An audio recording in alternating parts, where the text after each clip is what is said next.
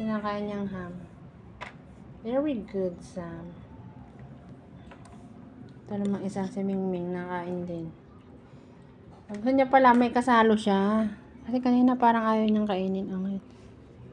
Gusto niya, mayroon siyang kasamang pagkain. Diba? Si Mingming. Si Mingming at si Sam. Nakakatuwa ang mga pusa,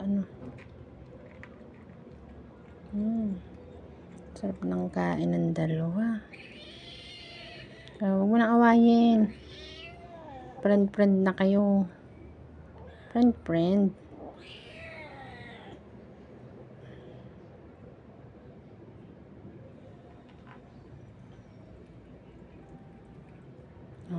Good job.